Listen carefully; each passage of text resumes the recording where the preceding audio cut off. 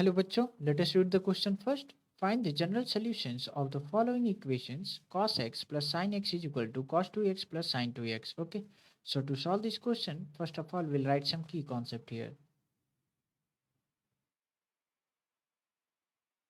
Key concept is the formula that we are going to discuss here. Okay, तो मान लीजिए हमारे पास दिया हो cos c minus cos d, तो इसका क्या फार्मूला होता है हम जानते हैं. cos c minus cos d को लिख सकते हैं माइनस ऑफ, और वी कैन से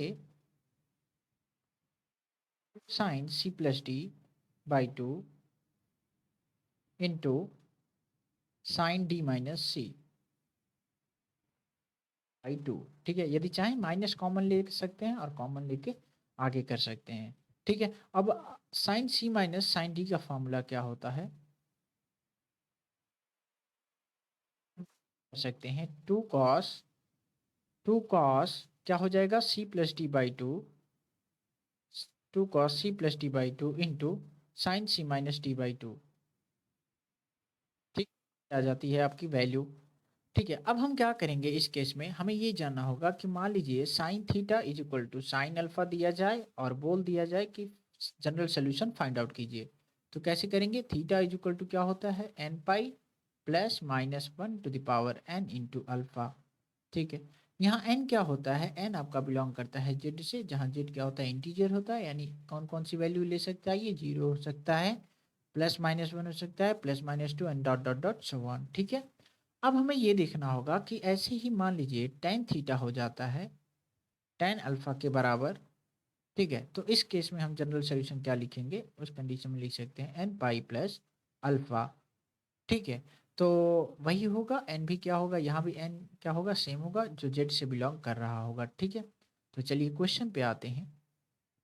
तो क्वेश्चन है आपका cos x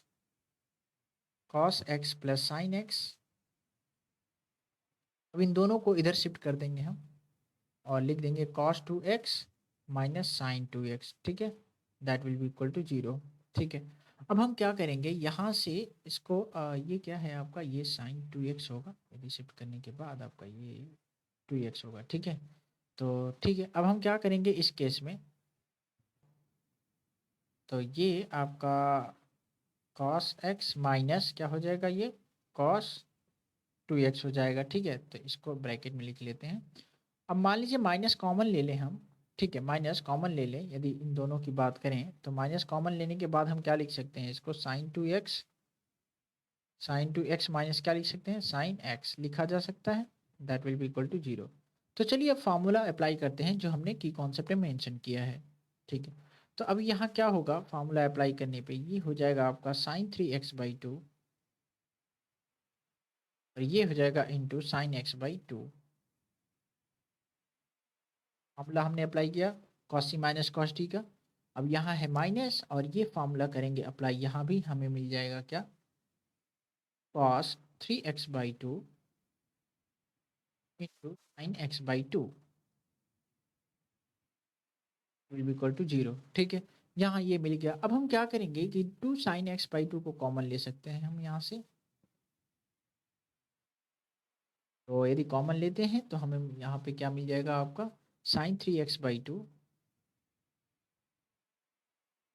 minus cos 3x/2 value that will be equal to zero. ठीक है, अब यहाँ से आपका क्या हो जाएगा कि साइन x/2 की वैल्यू जीरो हो जाए और इसकी भी वैल्यू जीरो हो सकती है.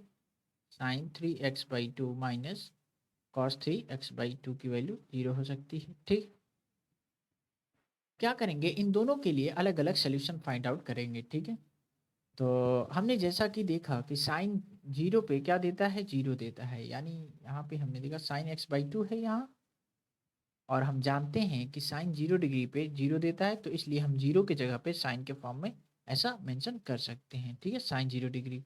ठीक है, यानी हमें मिल गया sine theta is equal to sine alpha का फॉर्म जो हमने की कॉन्सेप्ट में मेंशन किया है. ठीक है, अब यहाँ से जनरल सोल्यूशन निकालने के लिए हमने फार्मूला क्या लिखा था, n pi plus minus one to the power n into alpha, ये मेंशन किया था.